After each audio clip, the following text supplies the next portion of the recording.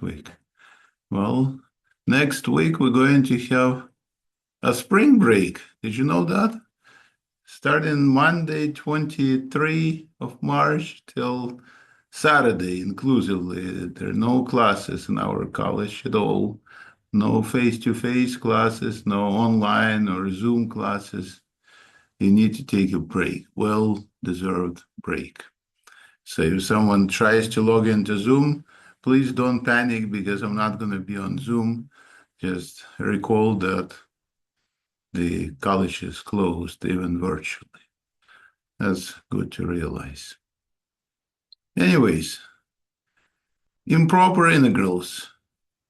Make sure that you double check all my work because I think last time something happened with the last exercise.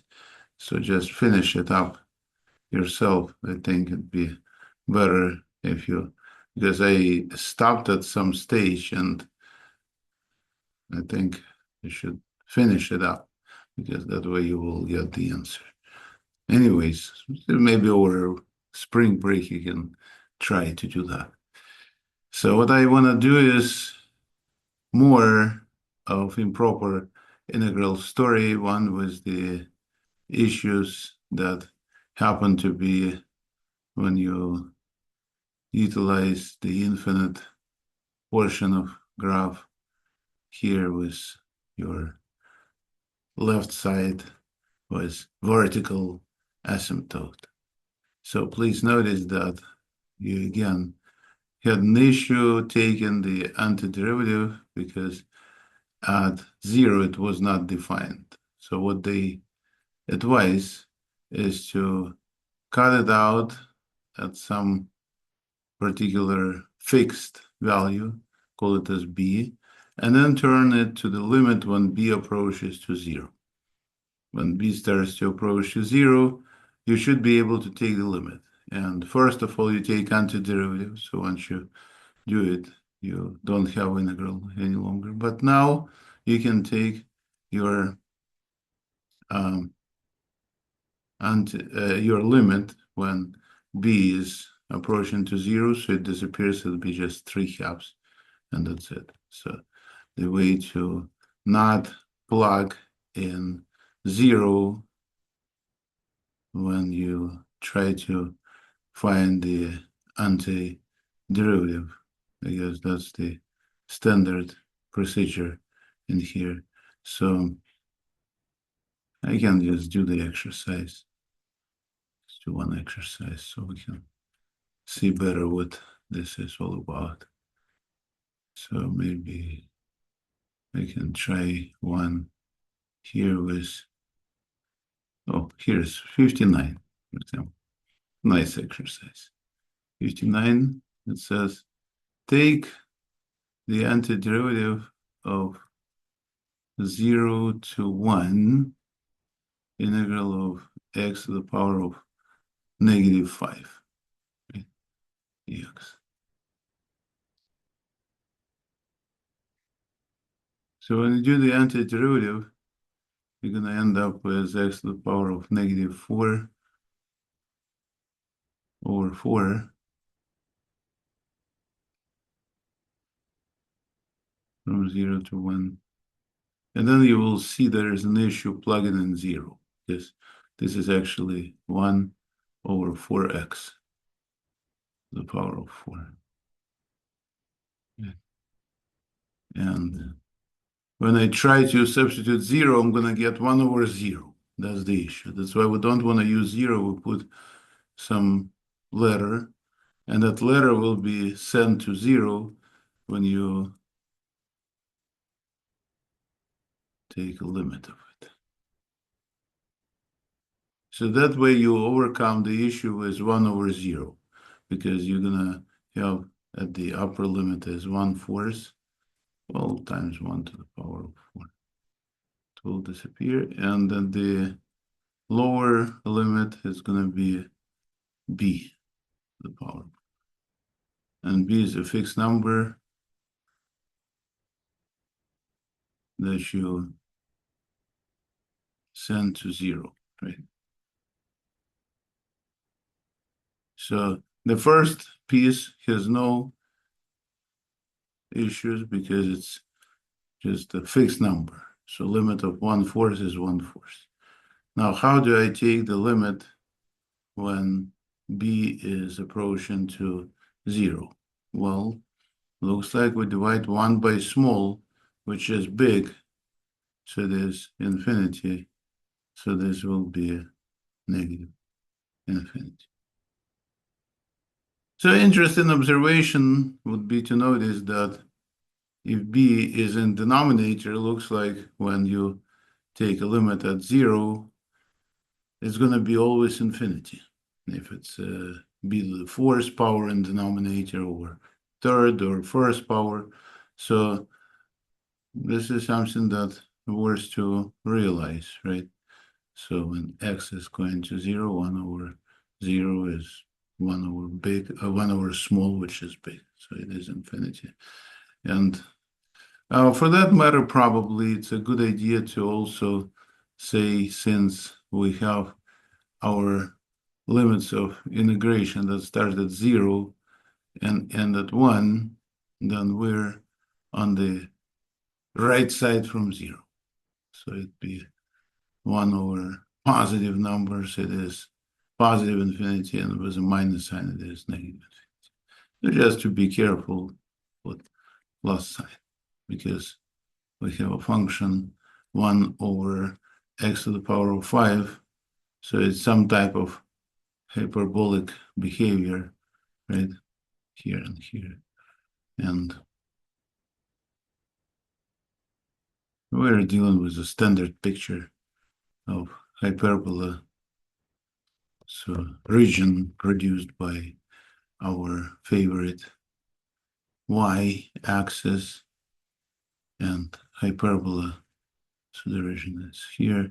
And please notice it's infinite from 0 to 1 on the bottom.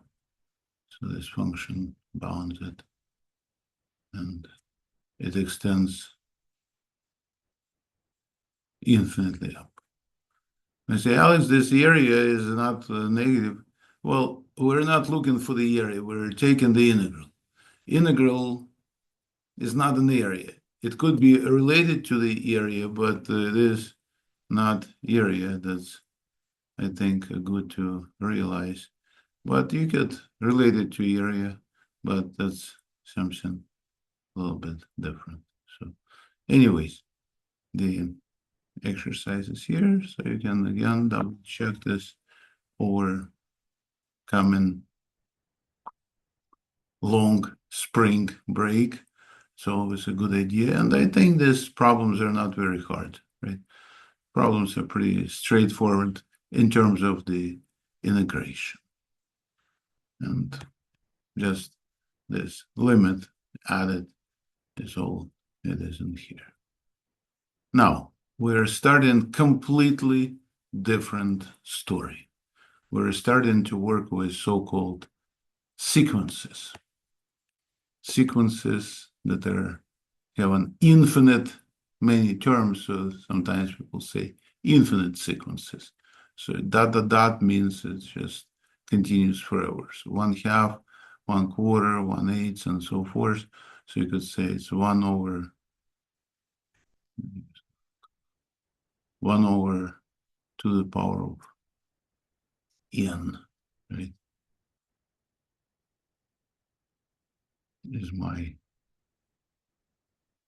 term in here. So we have 1 over 2 to the power of n, like 1/2 is 1 over 2 to the power of 1.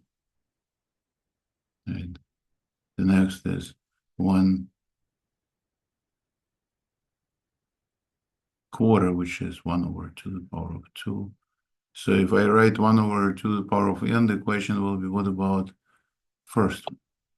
Well, you can say it's either 1 over 2 to the power of 0 for the first one, and that way you will have your sequence that starts with a index 0 and then a1, which is here. and then A2. But it's not very popular to call it like that. They like to start with a to the power of 1, A1, not with A0. So for that matter, how do I treat my first term? So it looks like I need to write this as shifted by 1 to the left side, shifted by 1 to the smaller side, or subtract 1 from the power. So that's not going to be description then, but n minus 1. So when I have the term number 1, which is here, a1, that will be a to the power of 1 minus 1, a to the power of 0, to the power of 0, which is 1. So that'd be then correct. A1 and then A2 and so forth. So this way I will make a shift. And that's good to realize that sometimes you need to either add or subtract 1 from your index. Every once in a while, we're going to see it later. So that's worth to think about. So there's sequences of numbers, but there are a few little tricks to watch out. For example, E, how can I describe that sequence? Well, notice these are the odd numbers, 3, 5, 7, 9, so forth. So if I call it as 2n, either minus or plus 1. So if my first term is with index 1, so to get to 3, I need to add 1 for the top. And then for the bottom, looks like we keep adding 3, right? So we keep adding 3. The question is to what? Well, looks like if I start with number 4, right? So if I add 4 with 3, or maybe with 3n, right?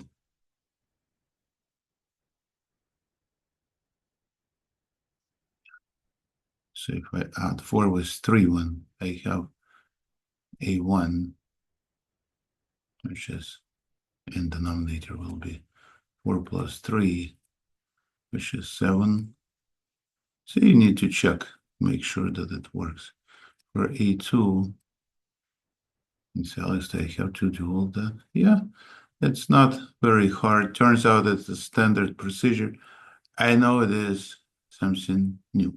So if you get 3 times 2, 6, and 4, that's going to be your denominator, 10. And what about numerator? Well, the numerator is your 2n plus 1. So if it's 2 times 1 plus 1 is going to be just 2, and 1 is 3, and indeed it's working. And then 2 times 2 for a index 2 plus 1, that's going to be 5, right? And it's working. And you can check a few more terms later. So the point is we are producing the so-called nth term formula, or sometimes people put it in braces. They say the sequence an, which is 2n plus 1 over 4 plus 3n. This is interesting, and this worth to think about, or actually not to think about, but to try to produce it yourself. I think I should have it here somewhere. D and E, they don't work it out. No. Oh, okay.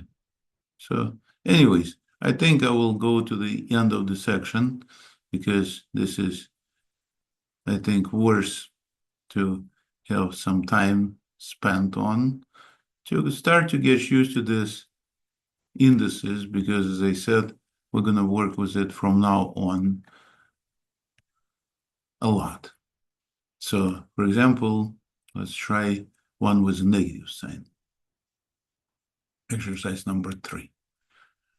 So with a negative sign, notice that sign minus, when you raise it to the power of 1, it's going to be negative. But if you raise it to the power of 2, it's going to be positive, as well as if you raise it to any other even power. And that's interesting to realize. So in this group of exercises, they want you to list first 5 terms.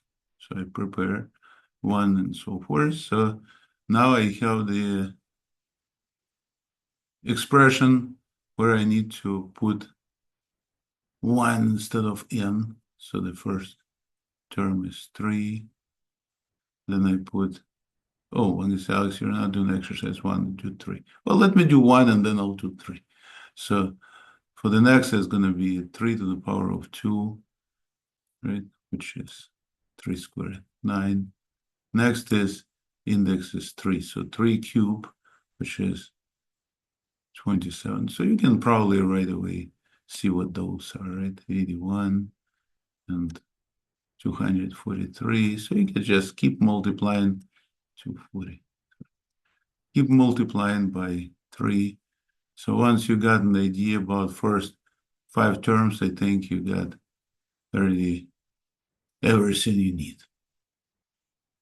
So this is like a backwards process. So they give you the formula and they want you to list those terms. But in the previous examples that I just did on the other page, I was given the terms and I had to observe and decide if there is a formula, and looks like there is a formula that's 3 to the power of n, the one they actually gave us.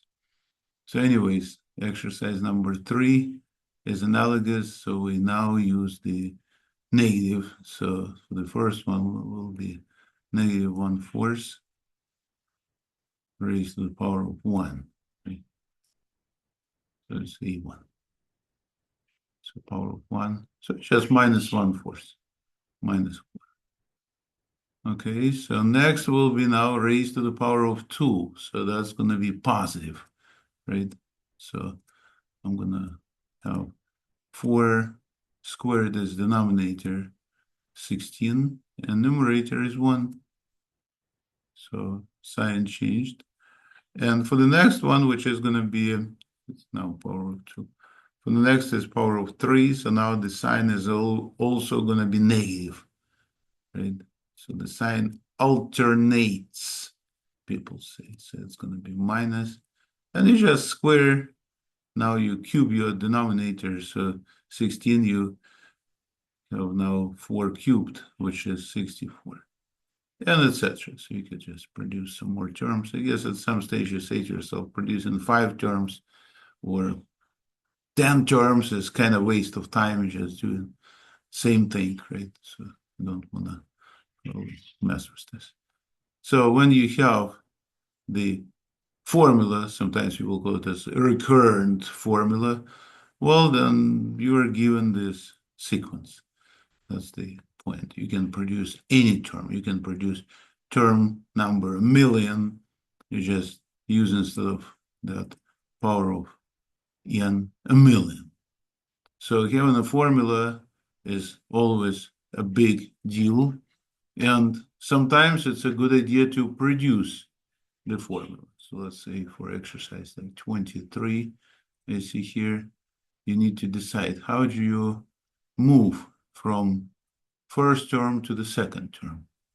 You say, Alex, if I add 3, right, I will get to the next term. Does that work? Well, let's check it. Another 3, yes, 8, another 3, yes, 11. So with 2, to start, you add 3 so many times, so you added n times. And again, it may be n plus 1, n minus 1, so you always want to check and see if that works. Like for the first term is just 2, so I think it's interesting to notice one exercise. We have 23, so it's 2, 5. I just give myself a little room so I can make sure that I don't have to make it look not nice. So if I try to put it as 2 plus 3 times n, please notice that my n needs to be multiplied by since always we start with the first term with a index 1. But it's not going to be 2 plus 3 because that's already 5. So I need to multiply it by 1 less. So it's not by n, but n minus 1. You see, this is standard. We already encountered it in the previous exercise. So from n, sometimes you subtract 1, or sometimes you add 1. And that's the idea. So let's try one more. Let's try 27.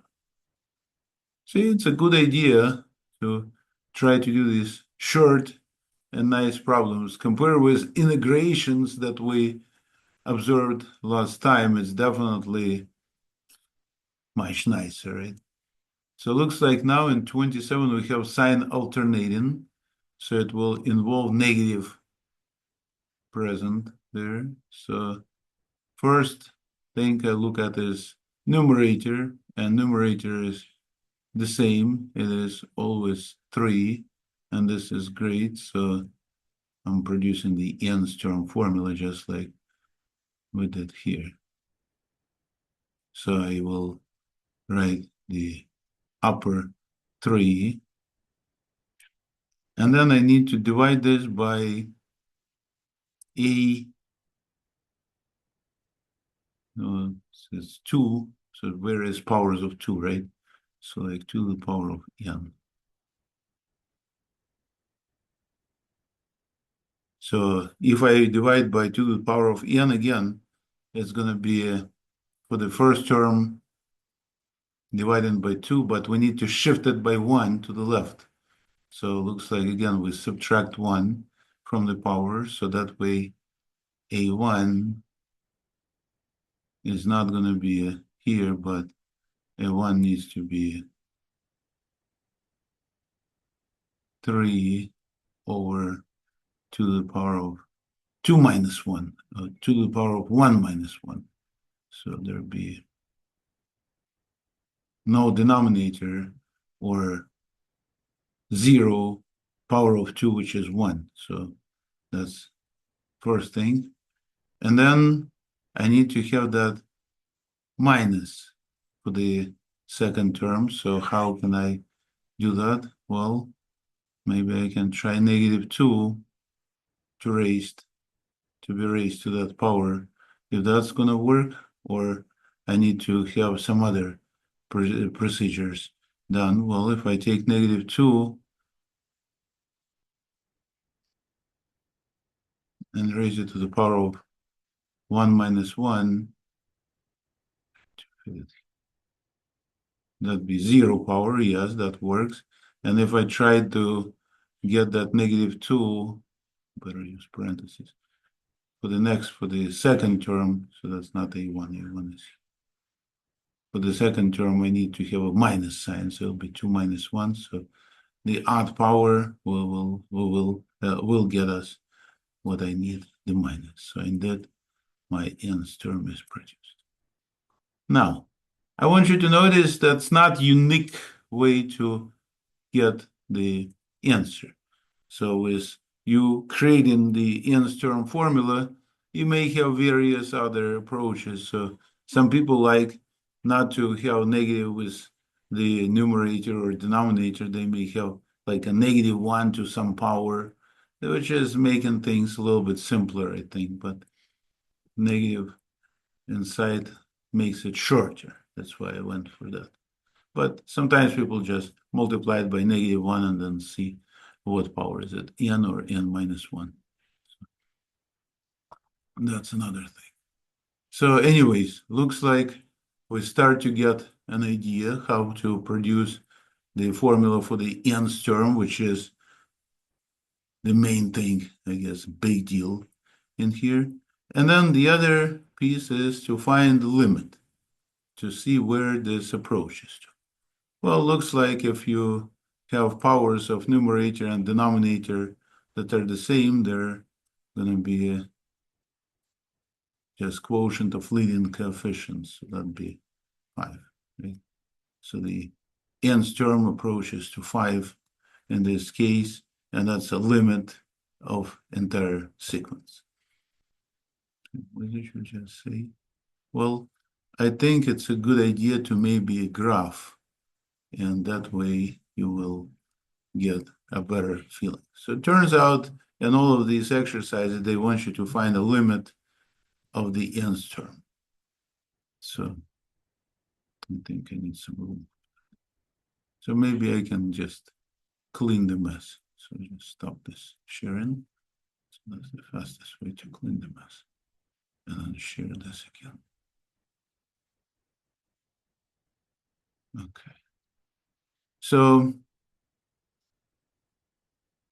if you have a sequence of numbers that we just decided approaches to 5, then point of story is that may just start to decrease, get closer and closer to 5 from the right side. And the limit, so we say the A index n will approach to that limit of nth term, which is 5. So that's say A1, then it's A2. So that's one of the examples when we can approach to some particular number. We can approach to it from above. Sometimes people say on the bigger side, or we can approach to the same limit from below. When you, again, depends on the formula for the nth term, so you can get closer and closer. That's another possibility from below, from negative side, right? They were called left and right limits, if you remember in Calc 1. Or sometimes to your limit, you will approach from both sides. So sometimes if you have a limit equal to 5, you may approach to it, say, start on the left, and then you jump on the other side, and then jump again, and then jump again. So you can jumping around, and you're getting closer, but from either side. Or you may jump twice, and then on the other side twice, and point of story might still be close, and get closer and closer, and your limit is again 5. So that's why we say the limit of your sequence is equal to 5. When n goes to infinity. So when your terms, you just keep on getting next, A1, A2, A3, A4, A5, A10, A1,000, A1,000,000, A1,000,000,000, right? So it's largest and largest and largest in approach to infinity. So from this perspective, they, I think, produced very interesting way to describe the whole process by using functions. So I think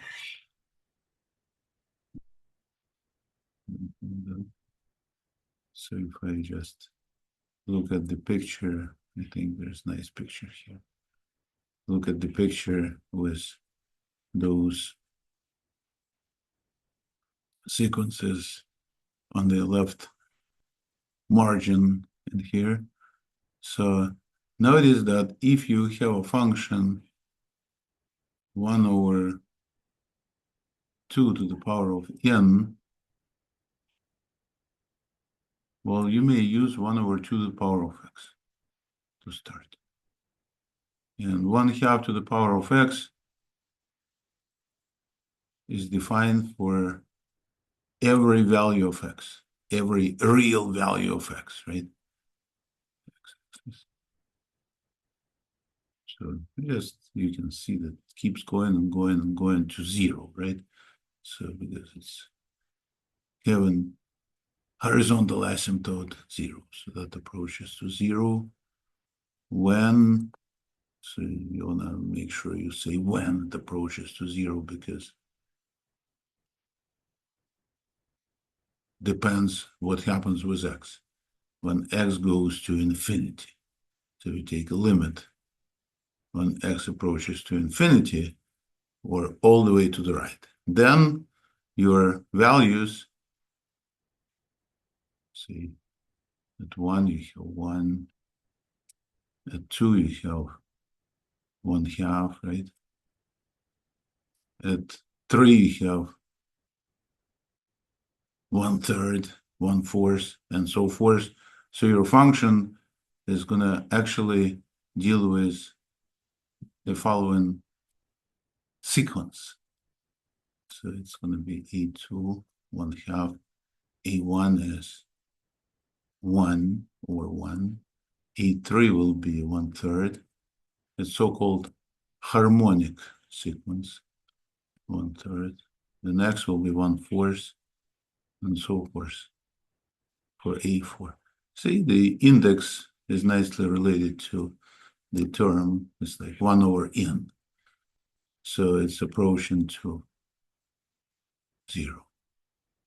This Alex, yours is a little different. It's not 1 over n. Yeah, but they're just giving you example. So the idea of that example, of this example, is that you have a function 1 over x, for example, that goes to 0 when x is getting to the right, getting very large. So the sequence, which is a portion of this function, see, the key idea is a portion of this function, is also going to go to 0. So also going to keep getting closer and closer and closer to 0. Or the same thing with 1/2. So if you put 1/2 for the first, is going to be 1/2 to the power of 0, which is just 1. The second will be 1/2 to the power of 1 is 1/2. The next will be 1/4. Then next will be 1 over 2 to the power of 3, which is 1/8, right, and so forth. So this term's also gonna go to 0 again when x is approaching to infinity. Well, with sequences, x always approaches to infinity because we always keep going to the right. So that's kind of not needed part, but that's what they're using to relate again the graphs of functions, this red graph of function, with just single points of the sequence. And again, the key idea here,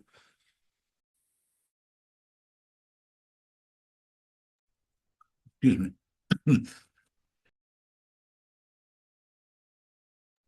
the key idea here is that if your function approaches to 0, y coordinates go here, then any portion of this function, so like sequence in this case of points, their coordinates also going to go to 0. And that's the something that enables us to relate functions with sequences, which we're not really going to do much. But it looks kind of nice, right? So that's why they relate it. And the reason they relate this is big for the future, utilizing the so-called abstract definitions of the function. So in other words, when you decide to take more mathematical classes, say real analysis or function analysis, you're not going to get any pictures because we can relate something to the pictures in case we're dealing with XY plane or something very nice, but continuous functions. But in those areas of mathematics, they don't deal with nice functions. You cannot graph them. So they need to be able to approach it just from formulas, in other words, abstract way. And that's why they give you this so-called epsilon delta definition here, which is not for the really calculus 1 or 2, but I just need to, I think, stress it here. So I think maybe I'll clean mess on the left side. It's right on the way. So you can see the epsilon, and there is no delta but n for the sequences. Depends on the instructor. Some instructors really like that to stress epsilon delta definitions. Some instructors deliberately skip it. Well, the reason for them to skip is because there are no exercises in the calculus classes that actually expect you to use it. So they just skip it. But the point of this definition of limit of sequence is that they don't give you any pictures. So they just write it abstract way how you can describe the approach of your terms of the sequence to the limit. Well, they call it as L. So how they can approach. So started at some point, looks like probably somewhere here. For the function, if you were to think of it as a function, it's some wiggly thing, probably. That's what they utilize when relate to what I just talked about. So at some point, probably starting at this point, because after that point, we never move away from this tube, which is epsilon wide. So there's epsilon. You say, why is it epsilon? Well, it's historically they like to make it with Greek letter epsilon. They could put some other letter A, but they like epsilon, so it's standard for all calculus classes. So if you be in that tube, which is epsilon wide to the either upper or lower border, so starting at some particular term m, so starting this term, all other terms, in fact, entire function will be within this tube, so nothing will be all of a sudden jumping outside of that tube. So that's how they describe it with inequalities. So they say starting for term n, for all larger than that particular term, it says m, capital M, isn't Mary. So starting at this particular m, maybe 1,000, maybe million, whatever, there's some term m. So all next terms of the sequence are going to be lying within the tube. So how to write it with inequalities? Well, the difference between the limit and the term, and they will write it like a subtracting limit L and the next term A index N is less than epsilon. That's what means it's within the epsilon tube. So translation of the picture into inequality. So that's worth to think about if you plan to do some more math, because that's something you're going to work with a lot. And again, it's totally abstract, so you can use it for four-dimensional, fifth-dimensional structures. So you don't really need this be in XY plane, and that's the point. So you totally working with various whatever dimension you can even think of. And that's why, since you cannot graph anything in 5 dimensions, right? Well, maximum we can do is 3 dimensions. And that's why we need some other ways to describe things. And, well, again, we don't use this in Calculus 1 class simply because we're dealing with nice 2-dimensional situations, X, Y. And then in Calc 3, we move to 3 dimensions. But still, we can make pictures in 3 dimensions, just like in 2 dimensions. So we don't need it. So that's why lots of times instructors simply disregard it. So anyways, I don't want to scare anybody. In fact, I think since we have spring break coming, so maybe I'll let you go do one more exercise and just let you go. And then we'll continue that after spring break, right? So just want you to recall the definition of a special limit number E. And again, since we related everything to functions, we can just graph functions. So that's, I guess, very big help, which is in the way of kind of cheating, because lots of times you are expected to do everything by hand. But since there is a technology available, and I'm sure that some students are definitely going to use it, without even telling me. So for me, it'd be not fair to the others to say, no, don't use technology, do it by hand, because there is no way I can check, right, what you're using. So that's why I allow everybody to use technology. And for that matter, I will show you how to use technology. So I'm going to type graphing calculator. So if you type in the search graphing calculator, it usually appears pretty soon, graphing calculator. So there is a free graphing, click something, slash I was supposed to, graphing calculator. And very first choice, Desmos. The old days we used to have those Texas Instruments or so-called TIs calculator that were over than $100 in price. But now we have completely free, let me clean the mess, free calculator available 24/7. You don't need to subscribe anything or give anybody your email address. So you just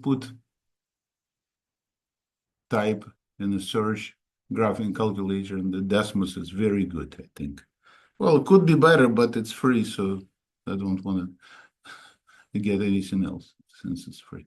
So I click, there is a little keyboard symbol here in the corner. That's how it's being used. And now I want to enter the function 1 plus 1 over x raised to the power of x. I'm not entering it correctly. I need to put 1. So skipped 1. 1 and raised to the power of x. That's a special, sometimes it's called second special limit. So when I put it squared, it is something which is here power. I think I put the power, right? Power of x, not true. Okay. So why did I call it? They try to get it here. Well, what happens to it when x goes to infinity? So whenever you're trying to find a limit, it's always important to know what happens with your variable x. And it turns out when x approaches to infinity, the limit of this function is number e. That's the second special limit in calculus. You know what e is, like 2.71, irrational number. Kind of friend of number pi. Whenever you have circular structures, volumes or circumferences with a circle, you always have pi involved, or with a sphere, or with whatever circular structure. And here you have this approaching to number e. Again, if you have considered the limit when your x goes to infinity. Because if x goes someplace else, it'd be something else, of course. But when x approaches to infinity, it turns out there is a horizontal asymptote that happens to be 2.7172 and so forth. So it's a special number. That's interesting to realize, and it is kind of visible from the picture. I say it's kind of, Alex, I don't really see it precisely. Yeah, you can zoom out. So just keep moving, and you will see it is really approaching to horizontal line, and that is y equals to e. And that's good to know, and that way you don't need to remember anything when they want you to take some limits here in the calculus textbook. You just put them in the calculator, your function, and if you be able to see what it is, of course, you cannot see e because that's the irrational number. It's 271, so how would you see it? If it was 2 or 3, then definitely you would see it right away, but it's something one needs to remember. So that's,